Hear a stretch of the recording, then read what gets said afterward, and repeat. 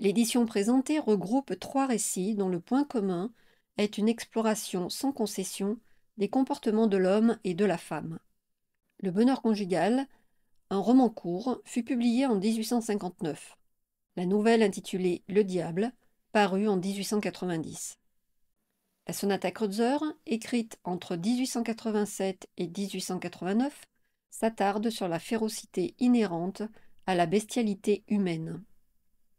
Au fil des récits, Léon Tolstoï décrypte les rouages humains et met en lumière les vilainées fomentées par les deux sexes. Avec une implacable lucidité, l'auteur dénonce la gravité de l'être humain soumis à ses pulsions charnelles addictives.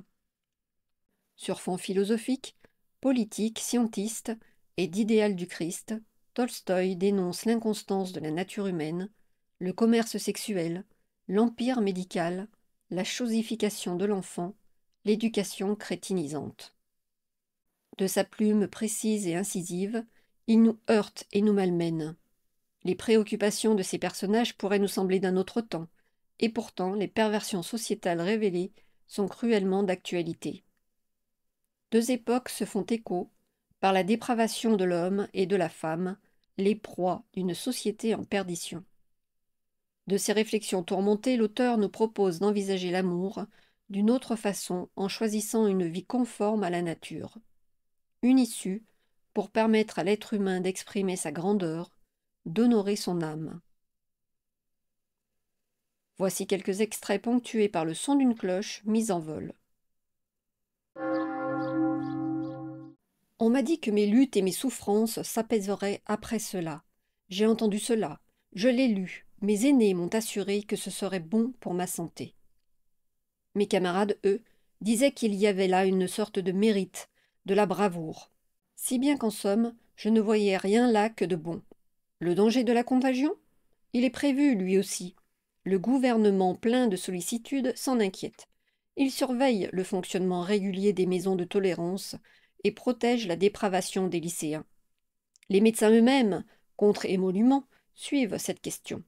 Il en doit être ainsi.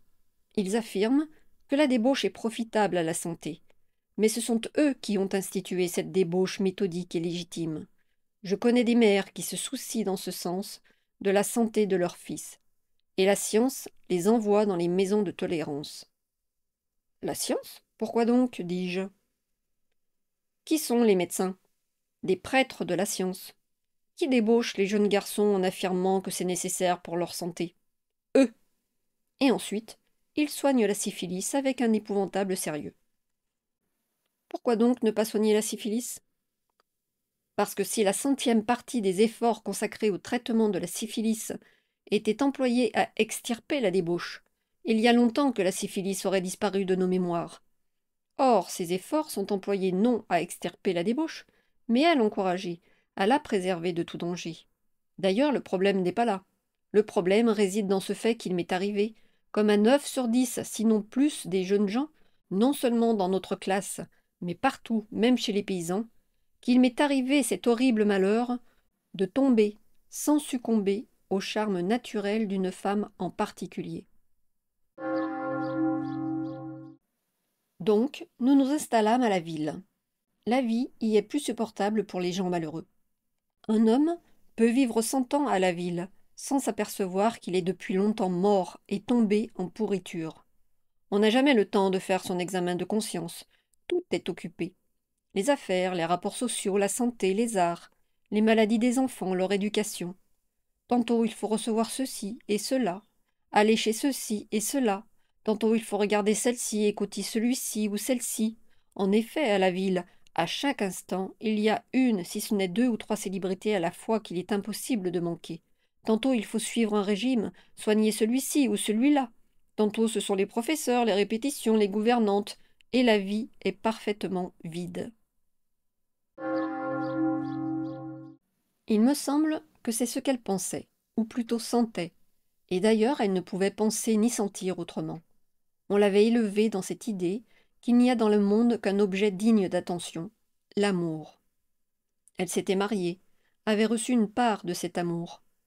Non seulement c'était loin de ce qu'on lui avait promis, de ce qu'elle attendait, mais elle avait éprouvé bien des désillusions, bien des souffrances, et par là-dessus une torture imprévue, les enfants. Ce tourment l'avait épuisée. Et voici que, grâce à des médecins complaisants, elle avait appris qu'on pouvait se passer des enfants. Elle s'était réjouie, avait mis le procédé à l'épreuve et s'était mise à revivre, pour cela seul qu'elle connaissait, pour l'amour. Mais l'amour de mari dégradé par la jalousie et par toute espèce de fureur, ce n'était plus cela. Elle commença à se représenter un autre amour, un amour tout à fait pur, tout à fait nouveau. Ce fut du moins ce que je pensais. Et elle se mit à regarder autour d'elle comme si elle attendait quelque chose. Je le voyais, et ne pouvais pas ne pas m'en alarmer. À tout moment, en parlant avec moi par l'intermédiaire des autres, comme elle faisait toujours, je veux dire en parlant aux autres, mais en s'adressant à moi, elle disait hardiment, sans penser une seconde, qu'une heure plus tôt elle avait dit le contraire. Elle disait, à demi sérieusement, que les soucis maternels étaient une duperie, que ce n'était pas la peine de consacrer sa vie à ses enfants lorsqu'on était jeune, et qu'on pouvait jouir de l'existence. Elle s'occupait moins des enfants, sans ce désespoir des premiers temps, mais elle s'occupait de plus en plus d'elle-même, de son extérieur, tout en s'en cachant, de ses plaisirs et même de son perfectionnement. Elle se remit avec passion à son piano, qu'elle avait complètement abandonné.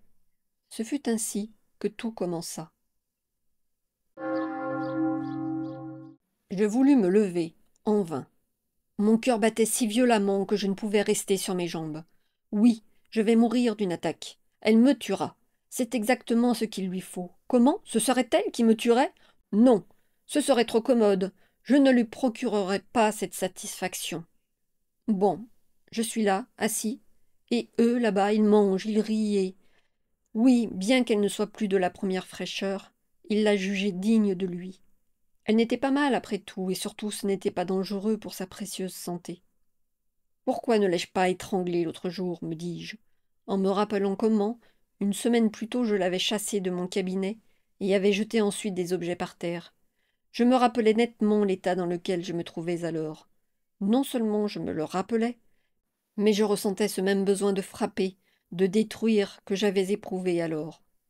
Je me souviens que je désirais agir, et que toute espèce d'élucubration, hormis celles qui eussent été nécessaires pour agir, sortait de mon cerveau. J'entrais dans les dispositions d'une bête féroce, ou plutôt dans celles d'un homme qui est sous l'influence d'une excitation physique au moment du danger. Il agit avec précision, sans hâte, mais sans perdre une minute, et tout cela dans un but bien défini.